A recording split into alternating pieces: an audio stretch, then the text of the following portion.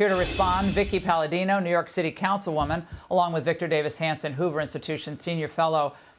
Victor, was this all for show today, or was this perhaps a sign that populists on both sides of the aisle can actually come together on a few key issues? I think Mamdani knows that the degree that whether New York is affordable or not depends on Donald Trump's economy.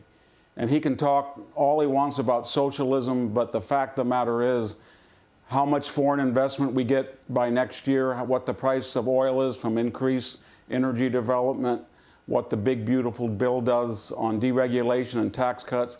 And a lot of that money from the foreign investment is going to be funneled through New York financial services. So I think he can talk all he wants, and that's great about free food and buses. But when the rubber hits the road, he knows that Donald Trump's economy will make the difference. And he can take credit for it. He can say, you know what, it's here.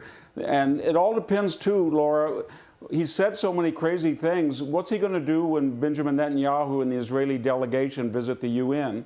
Or what is he going to do when Tom Homan says we've got a lot of felons in Manhattan and we've got to pick them up? He's promised to resist forcefully federal ICE forces. So I don't think he's going to do that. And I think he thinks it's in his interest, and it is, because look who's not there. It's not Nancy Pelosi. It's not Chuck Schumer. It's not Hakeem Jeffries. He's the face of the Democratic Party. He's meeting with the President of the United States. It's not AOC. It's not Jasmine Crockett. It's him. And he's much better at it than these other people. Smarter. And I think he's going to terrify them. Yeah, I mean, he's smarter than the rest. That's why I called the angle smarter than the rest. Both of them. Trump's smarter than the old guard Republicans. Mamdani's smarter at 33. I mean, he's far left, but he's smarter politically because he knows you got to work with Trump. He's the president of the United States, for goodness sakes.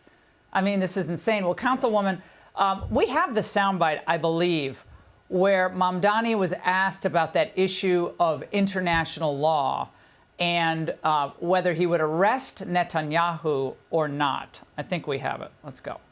Mamdani often talks about New York City being covered by international law. What is your response to that?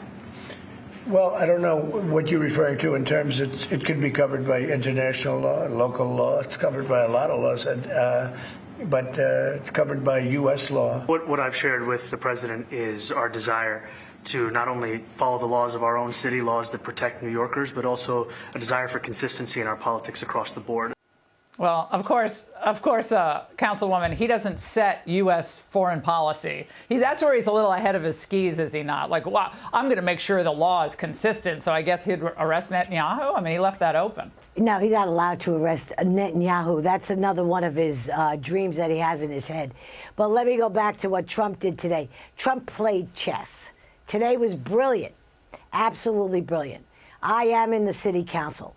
I work with DSA council members, and I will tell you this guy's got a lot of answering to do when he comes back to New York, because he's got the DSA Linda Sarsour types that are going to hold his hands over the fire for taking a meeting with Trump, let alone come out of it buddy-buddy. I think Trump was brilliant. I think Mamdani actually, we need the president, cannot move forward without federal dollars. So he knows he's between a rock and a hard place. And this has always been the question about Zoran. How is he going to navigate this? How's he going to appease the DSA? Because that's who he is, clearly. And they stand behind him 100%. He's going to have a hard time explaining this to them. Now, to the point of taking up with Trump, it was brilliant. It was necessary. It had to be done.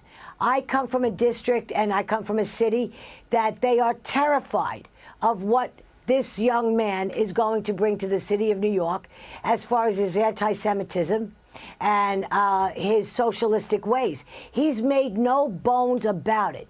I think what Trump is going to do, we didn't see this behind closed doors, but I think Trump laid it out really, really square, because that's what Trump does.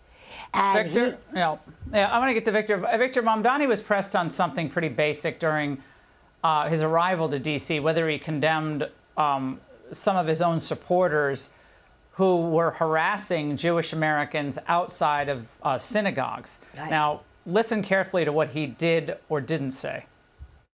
John, will you condemn your supporters for harassing Jews outside New York City synagogues? You're not gonna condemn your supporters for harassing Jews, Mr. Zaron? The supporters that I have are the ones focused on the affordability crisis. That was Laura Loomer out there. Victor, so this happened right before the meeting with the president. He still wouldn't condemn some of his supporters' recent actions. He did say in the Oval at the very end of it that he's going to protect the rights of Jewish New Yorkers and all other New Yorkers from harassment. So he added that today after that meeting with Trump. But what are we to make of that particular aspect of this? Yeah, I think he's so far left and he's so indebted to the Islamic wing of the New Democratic Party. He's not going to be able to say anything or do anything substantially to ensure the safety of Jews. He's just not. But Trump played this pretty smart because it's a lot more embarrassing for Mamdani with his base to be friendly with Trump than it is for Trump to be friendly with Mamdani. And he knows that, and he needs the dollars and he needs federal support. So I think Trump is going to praise him, and the more that Trump praises him, the more problems he has with his base, because they're going to demand a confrontation, and if he gets a confrontation, I thought the entire thing Trump says, was, I tried to help him, but he didn't. Yeah. I think the entire thing was absolutely hilarious, and it was. Right, exactly. This was so Trump. This was, Exactly. and again, if Pelosi and Schumer, Councilwoman, were smart, if they actually cared about their own states, they would have worked with Trump too, but they didn't. And where are they today? Where are they? They're on the outskirts. They don't exist anymore. This is the face of the Democratic Party. I said this months ago. They traded in. They did not stand their ground, which is a big, big mistake that the old guard could have and should have done. They should have said, hey, wait just 1 second. You are not a Democrat. You are DSA. You don't represent the Democratic Party. Step aside. That's what could have happened. My point was that they should have worked with Trump on the well, big they issues should have. facing Absolutely, the country. 100%. All right, we got to go. Victor, Councilwoman, thank you. Hey, Sean Hannity here. Hey, click here to subscribe to Fox News YouTube page and catch our hottest interviews and most compelling analysis. You will not get it anywhere else.